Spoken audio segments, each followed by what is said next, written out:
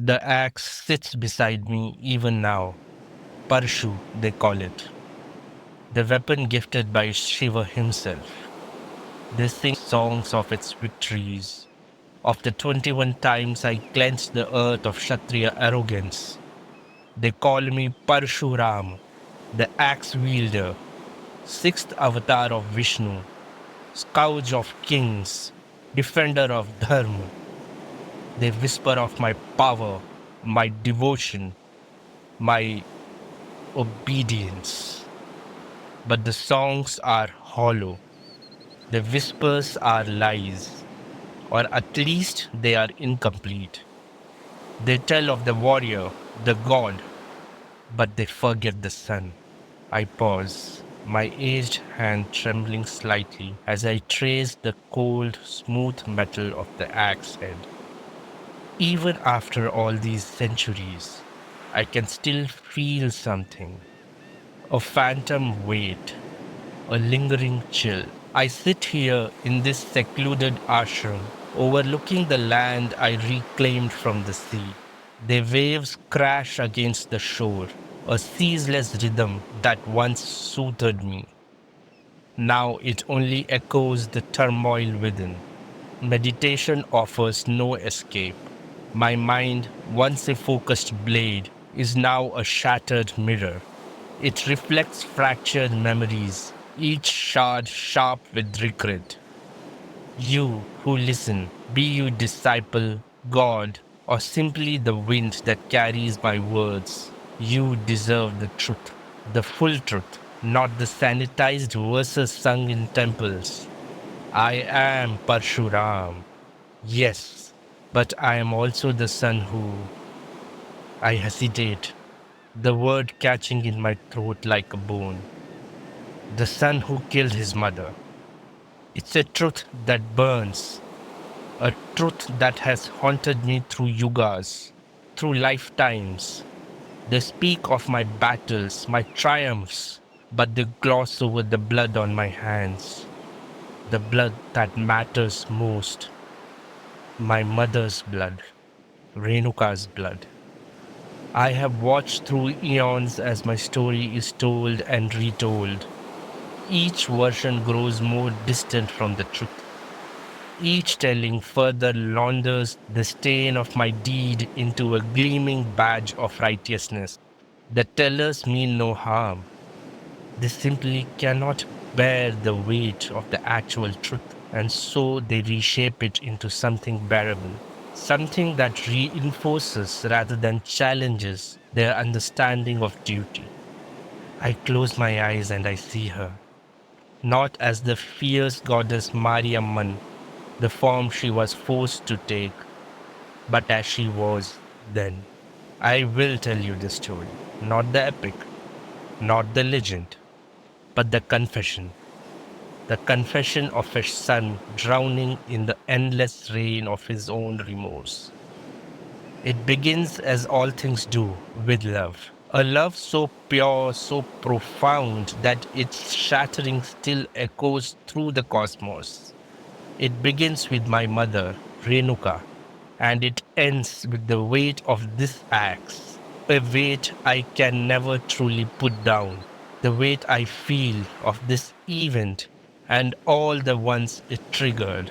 I want to tell it all. The story begins and I see her. I must start at the beginning.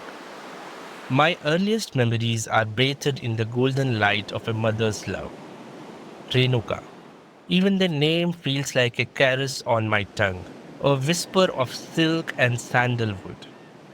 She was radiant, not just beautiful, though she possessed a beauty that could rival the dawn. She radiated an inner light, a purity that seemed to shimmer around her. I remember the ashram nestled amongst the whispering trees. The scent of jasmine and wood smoke always clung to the air. My brothers and I would play, rustling and chasing each other. Our laughter echoed through the quiet glades, but it was my mother who held the center of our world. She had a gift, a power born of her unwavering devotion and chastity. She could fetch water from the river in pots made of unbaked clay. Imagine that. The raw earth held together not by fire, but by the sheer force of her virtue. We would watch wide eyed as she walked to the river bank, her steps light and graceful. She molded the wet clay with her delicate hands. The pots, fragile and ephemeral, would hold their shape until she returned, filled with the cool, clear water. It was a miracle, a daily testament to her extraordinary nature. That river, I return to it in my dreams. It flows still, as it did then, indifferent to the tragedy that unfolded upon its banks. Water has no memory, they say. Yet I sometimes think it remembers more than we do. It carries the echoes of our deeds far beyond our sight, washing away the evidence but never the truth. I clench my fist, the memory both precious and painful. To think that such purity could be so easily broken. My father, Jamadagni, was a different matter altogether. A powerful rishi steeped in the ancient scriptures. His presence commanded respect, even fear. He was a man of unwavering principle, of rigid adherence to Dharma. His eyes, when focused on you, felt like the heat of 1,000 suns. He was a fire, brilliant and consuming. I, like a moth, was drawn to his intensity. It began so slowly, this journey toward blind devotion, a nod of approval here, a rare smile there. These became the sunlight I grew toward. When disapproval darkened his features, I felt a chill more penetrating than any winter wind. I learned to anticipate his reactions, to shape myself according to his expectations, not because I feared him, though fear was certainly present, but because I believed in his righteousness. If he was displeased, surely the fault lay in me, not in him. I yearned to please him, to earn his approval. While my brothers were content with the gentler pursuits of the ashram, I was drawn to the warrior's path. Perhaps it was the Kshatriya blood that flowed through my veins, a legacy of that fateful mix up of my grandmother's birth meal. Whatever the cause, I felt a fire within me, a restless energy that craved action, discipline, strength, and so I sought out Lord Shiva. I undertook rigorous penance, enduring hardships that would have broken a lesser man. I prayed, I meditated, I pushed my body and spirit to their limits. Finally, the great God appeared before me. His third eye blazed with cosmic power. He granted me this axe, Parashu, and he taught me the secrets of warfare, the ancient arts of combat. When I returned to the ashram, victorious, bearing the divine weapon, I saw a fleeting shadow cross my father's face.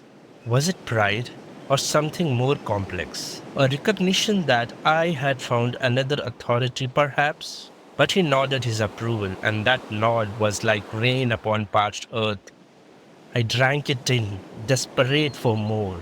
I ran my hand along the axe's haft, feeling the familiar grooves worn smooth by time and use.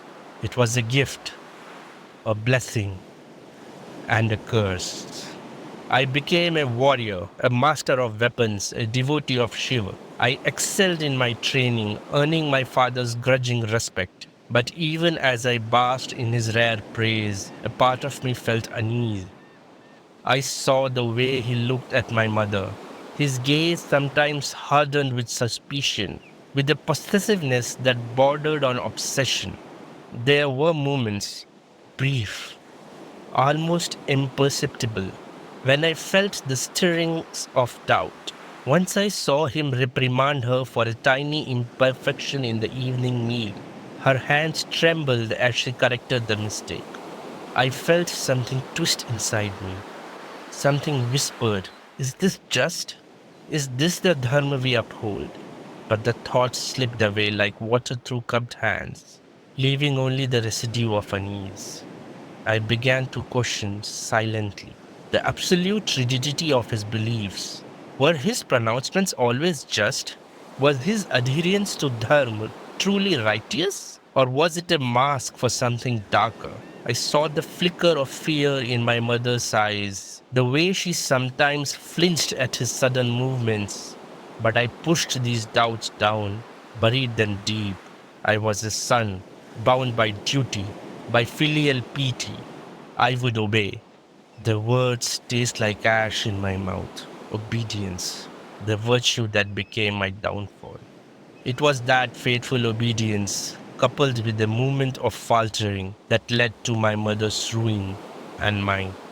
I suppressed the doubt and focused on the power of obedience, and the growing power that Shiva had blessed me with. It was a power that one day would be used for ultimate act of obedience, an act I will regret for all of eternity.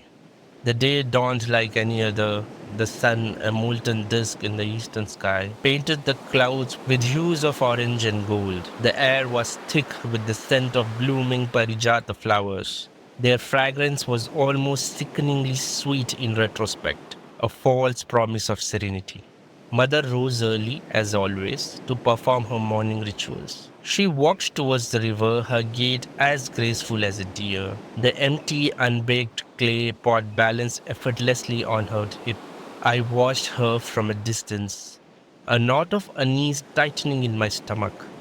I couldn't explain it, but a sense of foreboding hung heavy in the air. The river that morning seemed unusually vivid. The sunlight fractured on its surface into 1,000 gleaming shards. The sound of its flow was a whispered warning I could not yet comprehend. Had I listened more closely, perhaps I would have heard it saying, "Today everything changes. Today the river of your life changes course." I close my eyes and I see it all again, with agonizing clarity of perfect recall. Every detail etched into my memory with the searing brand of guilt. The river bank, sunlight dappling the water, turning it into a shimmering tapestry of light and shadow. Birds called to each other from the branches of ancient banyan trees. And then he appeared. Chitrarath, the Gandharva king. He was breathtaking, an embodiment of masculine beauty, adorned with jewels that glittered like captured stars. He rode a celestial chariot drawn by horses that seemed made of moonlight and mist. He was singing, his voice a melody that could charm the birds from the sky. My mother stopped. She stood there by the river's edge and looked. It was just a moment, a fleeting glance, a flicker of something in her eyes. Was it admiration? Curiosity? I will never know for sure. Some say it was lust, a base carnal desire that shattered her purity. I refuse to believe that. My mother, capable of such a thing? No, but she looked, and that was enough. In that instant, I saw her not as the perfect embodiment of virtue my father had shaped her to be. I saw her simply as a woman, a human being, a person capable of wonder, of appreciation, of momentary distraction. And in recognizing her humanity, I glimpsed something profound. The impossible standard against which she had been measured all these years. The unbaked clay pot, that fragile symbol of her unwavering devotion, began to crumble in her hands. The water she had already drawn seeped back into the earth. It left only dust and broken shards. I feel the phantom pain of the clay crumbling, the cool splash of water on my own skin. The world seemed to tilt on its axis. She returned to the ashram, her face pale, her steps faltering. She didn't need to speak. My father, with his yogic powers, already knew.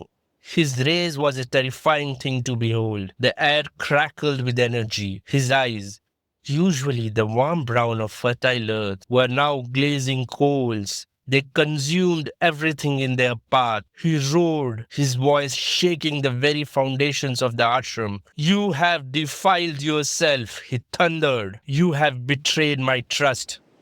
You are no longer worthy to be my wife. In that moment, I saw a terrible truth reflected in his fury. It was not righteousness that drove him, but pride, not dharma, but possession. He could not bear that her attention had wavered even for an instant. In his mind, her purity was not her own virtue, but his property. She had damaged what belonged to him. A thought flickered through my mind, dangerous as lightning. Is this justice? Is this truly the will of gods? But the thought was swallowed by the storm of his rage, by the lifetime of unquestioning acceptance I had cultivated. My brothers and I stood frozen, paralyzed by fear. We had seen our father angry before, but never like this. This was a fury that threatened to consume us all. He turned to my eldest brother. Kill her, he commanded. Strike down this woman who has brought shame upon our family. My brother recoiled, his face a mask of horror. Father, no, he cried. I cannot. She is our mother. Jamadagni's fury intensified. He cursed him, turning him into a lifeless statue, a monument to disobedience. He then turned to the next brother, and the next. Each refused.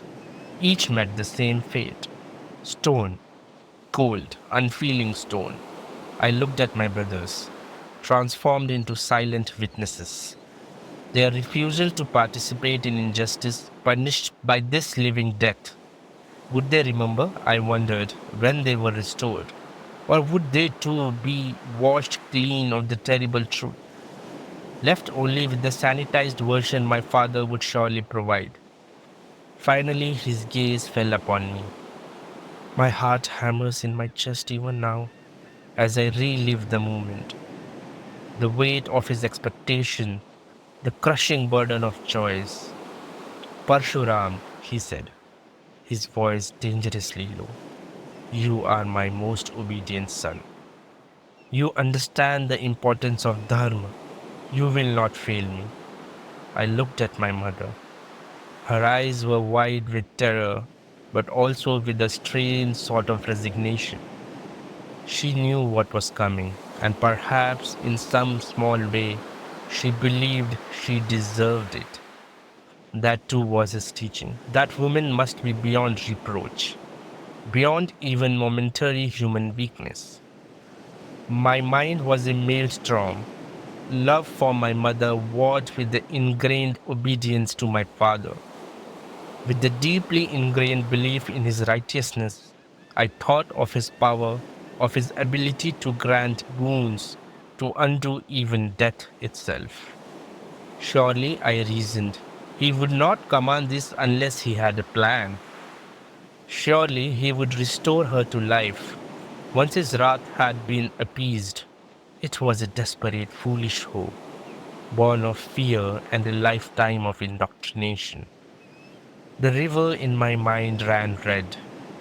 I felt as though I stood at a fork in its course. One path led to defiance and stone, the other to obedience and blood, both unthinkable, both inevitable. My hand, seemingly on its own volition, reached for the axe. Parashu. The cold steel felt heavy, alien in my grip. I raised the axe. I cannot describe the sound, the sickening thud, the wet tearing. I will not. It is enough to say that it echoes in my nightmares every night for eternity. The world went silent. The birds stopped singing. The wind ceased to blow. Even the river seemed to hold its breath. I had done it.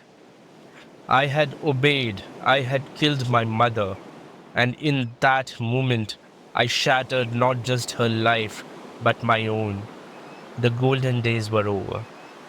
The axe had fallen, and its shadow would stretch across the rest of my existence. The silence was deafening. It was the silence of a world broken, a silence that pressed down on me with the weight of 1,000 mountains. My brothers, stone statues, stood as silent witnesses to my act. My father, Jamadagni, stood before me, his fiery rage cooling. The inferno had subsided, leaving behind only the charred remains of what had once been. He looked at me, not with approval, but with a strange, unsettling calm. You have done well, my son, he said, his voice devoid of any warmth. You have upheld Dharma. You have proven your obedience.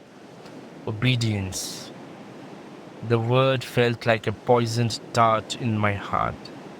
I had obeyed, and in doing so, I had committed an unspeakable act. The immediate aftermath was a blur, a haze of shock and horror. I remember falling to my knees, the axe slipped from my numb fingers, landing with a dull thud on the blood soaked earth. I shudder, the phantom sensation of the axe in my hand still vivid, still sickening.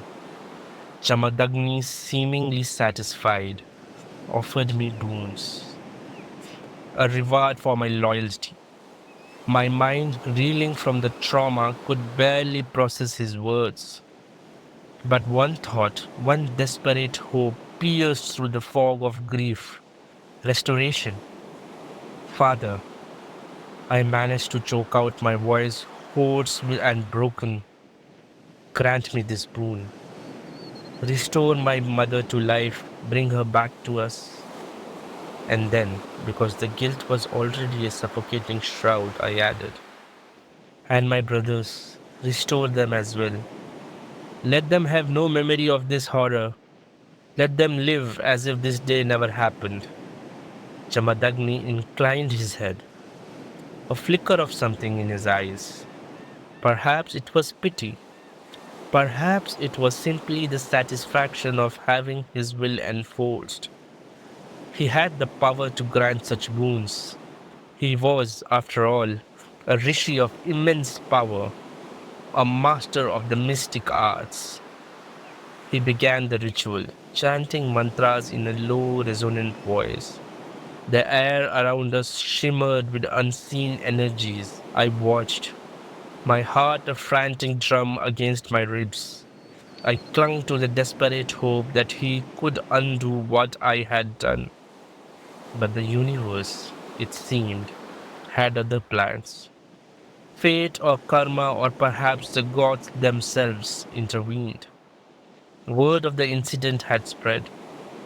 Villagers, drawn by the unnatural silence, by the aura of death that hung heavy in the air, had come to the ashram. They had found the remains, and in their grief and fear, they had done what they thought was right. They had cremated my mother's body. I scream a soundless scream that tears at my soul. The memory is a burning brand searing my insides. Jamadagni, interrupted in his ritual, was furious. His rage rekindled, was now directed at the villagers, at the interruption, at the loss. He had been cheated of the full completion of his twisted justice. The power built and built. He was about to release the destruction, but stopped. He turned and looked at me, the weight of all the cosmos seeming to be upon his shoulders. He declared my mother's soul would be restored, but her body was lost. He then did something, an action fueled by fury and a desire to make things right. It would curse my mother and in turn condemn me. He found a woman from a lower caste, an outcast, a woman deemed unclean by the rigid laws of our society.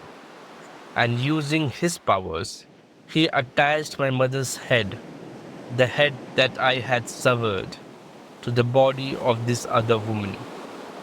I retched, the bile rising in my throat. The grotesque, horrifying image haunts me still. She lived.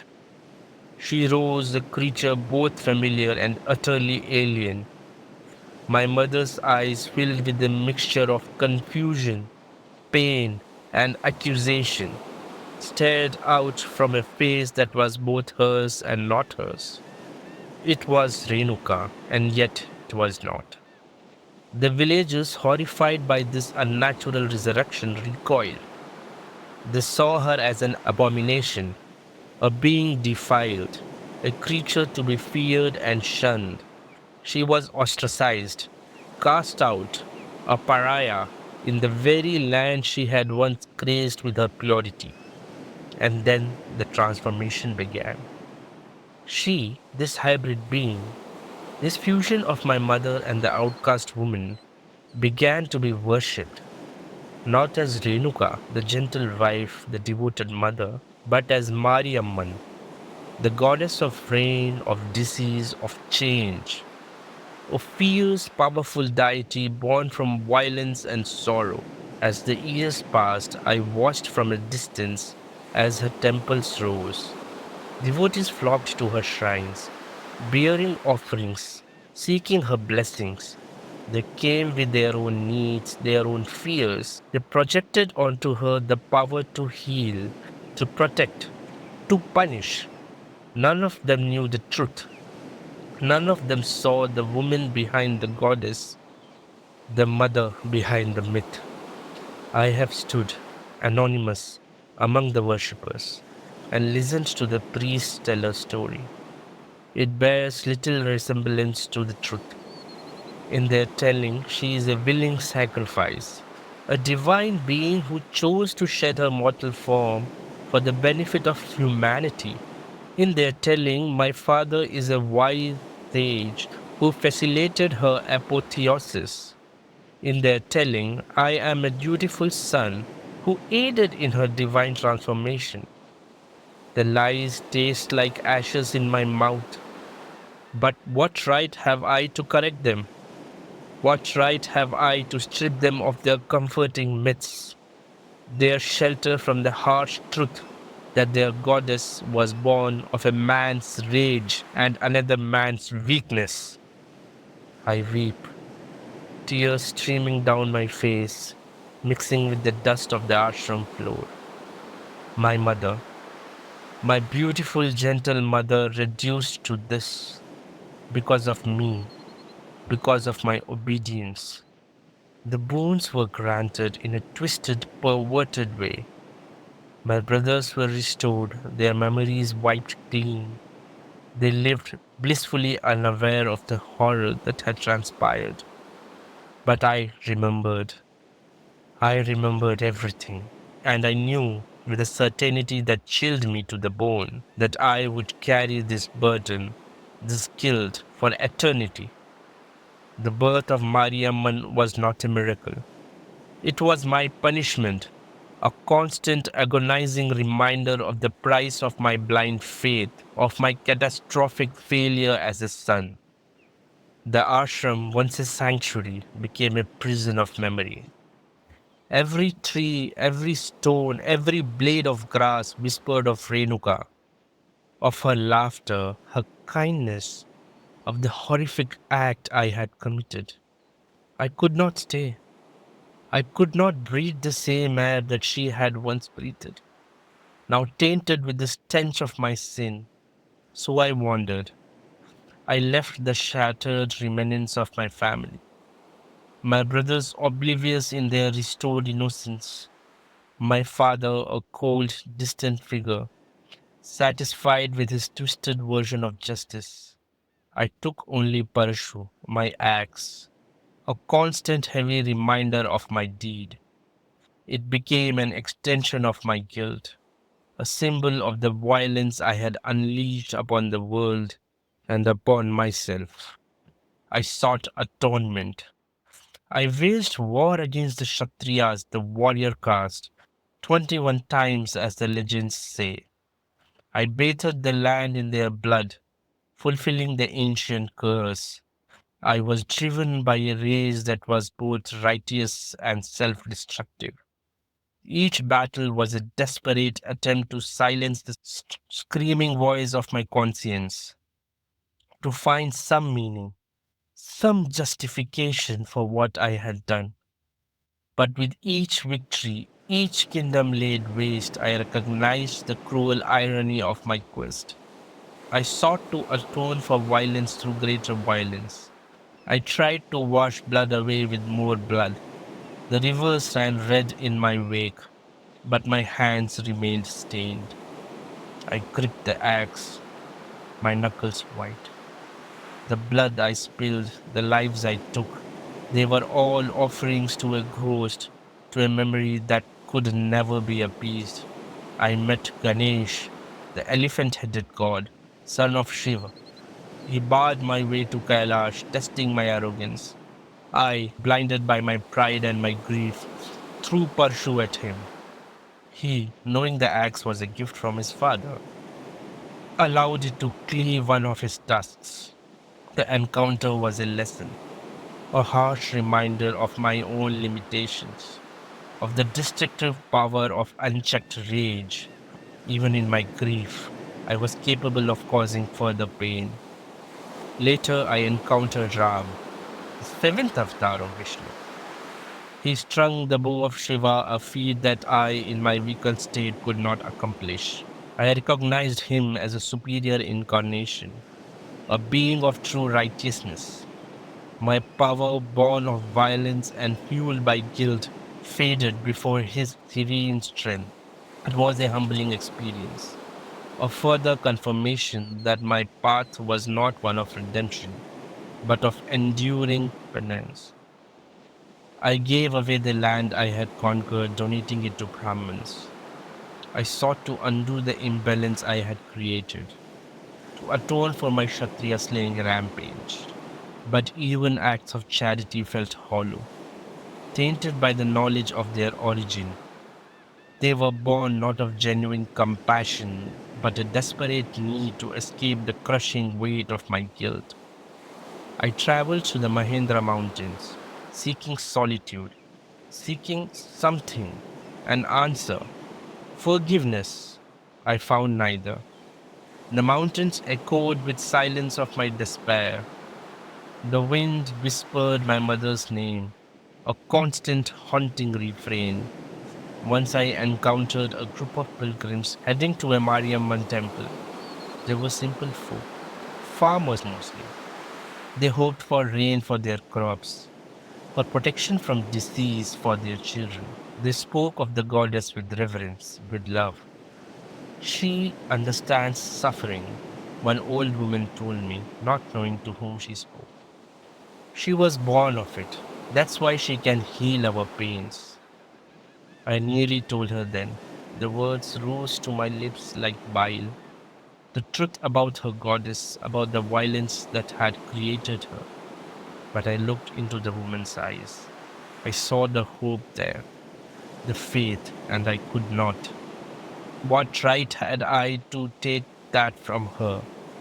What comfort could the truth possibly bring?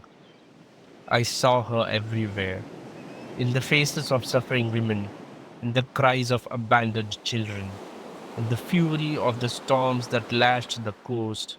I heard her voice in the falling rain, the rustling leaves, in the mournful cries of the peacocks. She was Mariamman now, a goddess, powerful and feared, but to me she was still mother, lost and transformed, a victim of my blinder deeds. I look out at the sea, the waves crashing against the shore. I created this land, they say, by throwing my axe into the ocean. But even this act of creation is tainted by the act of destruction that preceded it. The centuries passed, yugas turned. I became a legend, a myth, a figure whispered about in hushed tones.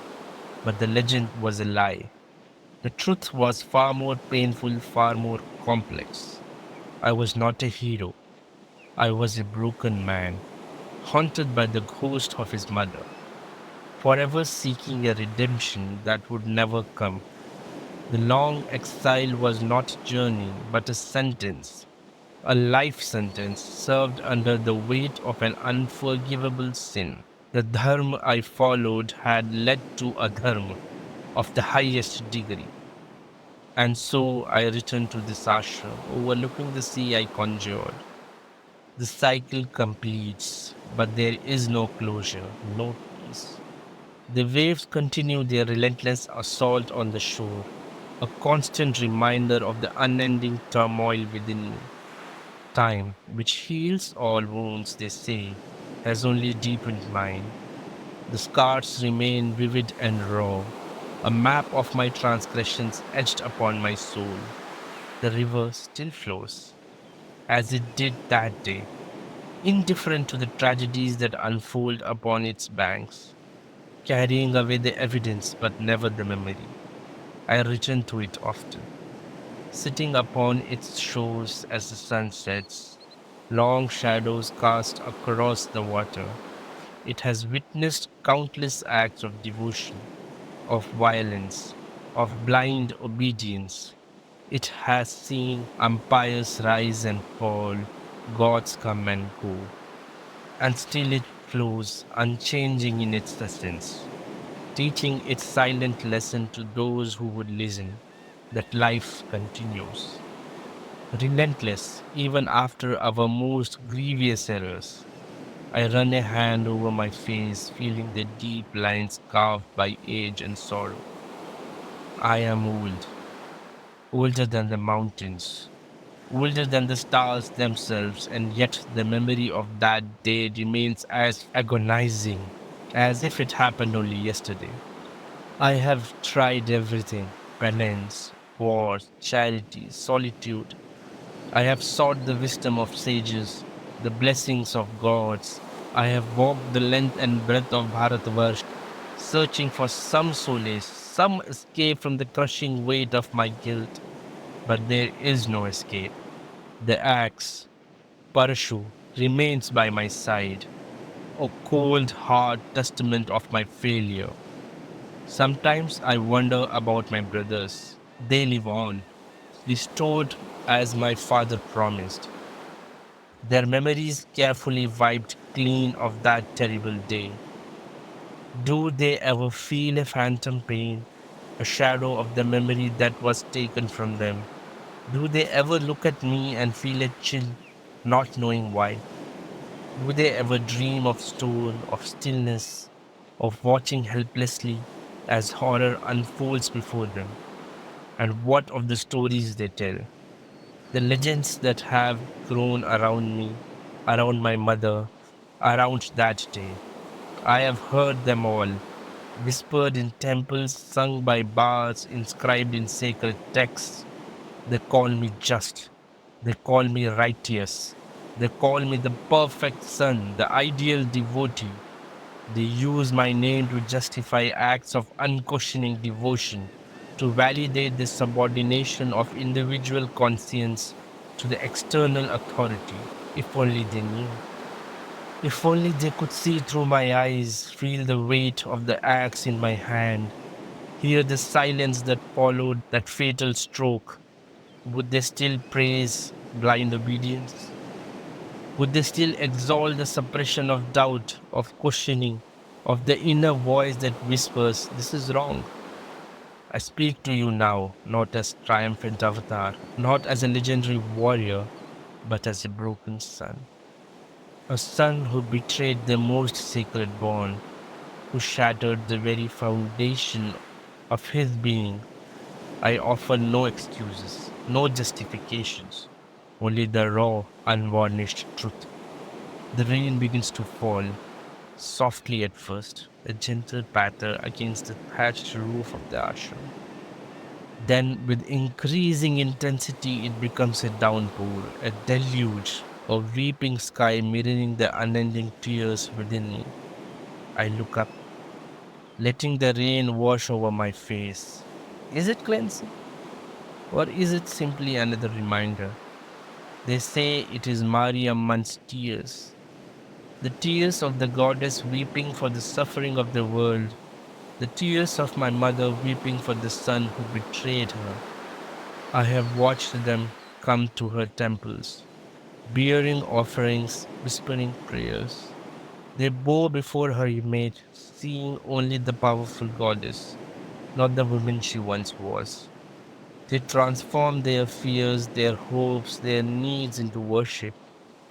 They project onto her the power to grant their deepest desires. And she accepts these projections, these offerings, these prayers. Because what choice does she have? She has become what they need her to be. Just I became what my father needed me to be. Is it forgiveness? Is it a sign that she, in her divine form, understands the impossible choice I faced? The crushing weight of dharma that led me astray? Or is it a continuation of my punishment? A constant reminder of the pain I caused, the life I destroyed? I do not know. Perhaps there is no answer. Perhaps some sins are simply too great to be